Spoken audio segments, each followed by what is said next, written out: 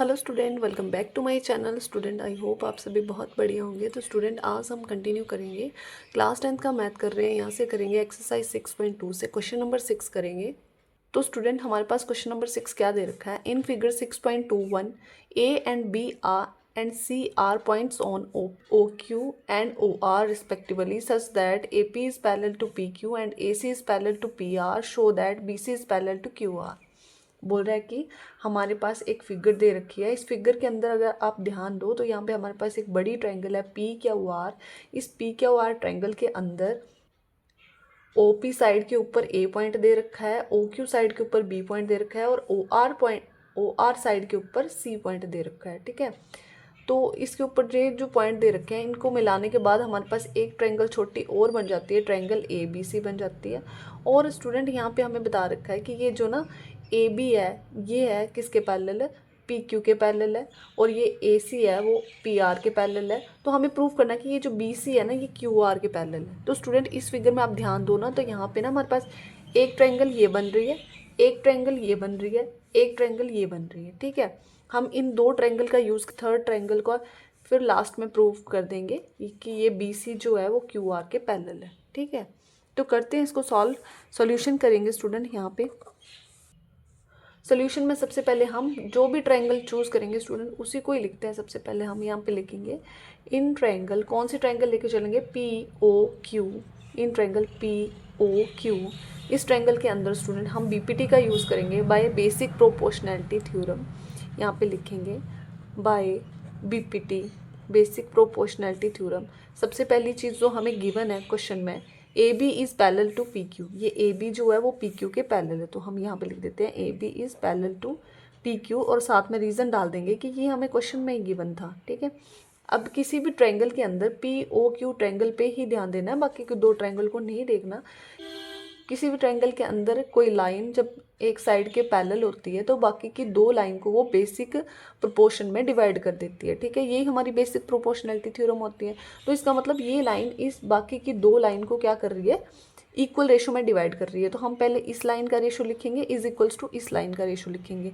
तो इस लाइन का रेशो क्या आ जाएगा हमारे पास, इस लाइन का रेशो आएगा ओ बी डिवाइड में बी क्यू। तो यहाँ पे लिख देती हूँ ओ बी डिवाइड में B Q is equals to O A divide में A P, O A divide में A P.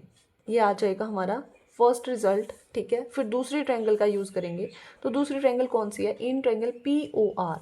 In triangle P O R, इस ट्रायंगल के अंदर आप ध्यान दो तो हमें दे रखा है given A C is parallel to P R. ये जो ए सी है वो पी आर के पैरेलल है। ठीक है, किसी भी ट्रायंगल के अंदर कोई लाइन जब ट्रायंगल की साइड के साथ पैरेलल होती है तो बाकी की दो साइड को वो क्या कर देती है, इक्वल रेशो में डिवाइड कर देगी। तो यहाँ पे हम बेसिक प्रोपोर्शनैलिटी थ्योरम ही यूज़ करेंगे।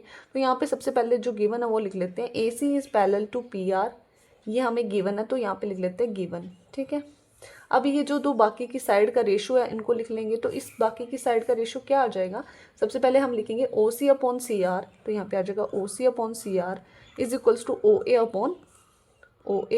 Upon A P. ठीक है, इन दोनों का रेशो लिख दिया। ये इसका और इस साइड का रेशो आपस में इक्वल होगा, वही चीज़ मैंने यहाँ पे लिख दी। इसको नाम दे देंगे इक्वेशन सेकंड का, और साथ में यहाँ पे लिखते रहना है कि बाय बेसिक प्रोपोर्शनैलिटी थ्योरम से हम कर रहे हैं इसको। Now student from equation first and second, पहली और दूसरी इक्वेशन से आप कंक्लूजन ये निकाल सकते हैं। पहली इक्वेशन में अगर आप देखो तो यहाँ पे जो इसकी राइट हैंड साइड है और दूसरी इक्वेशन की राइट हैंड साइड दोनों आपस में इक्वल हैं।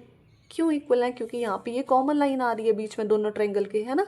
तो ये क्या हो रही है, इक्वल हो रही है। तो अगर ये आपस में इक्वल है तो इक्वेशन की फर्स्ट और सेकंड इक्वेशन की जो लेफ्ट हैंड साइड है वो भी तो आपस में बराबर होगी। इसका मतलब ये और ये चीज़ भी आपस में बराबर होगी। तो मैं यहाँ पे कंक्लूजन लिख सकती हूँ, from equation first and second we get, पहली और दूसरी इक्वेशन से क्या मिला कि ये जो दोनों है ना ये भी आपस में इक्वल होंगे। ठीक है, तो यहाँ पे आ जाएगा O B upon B Q.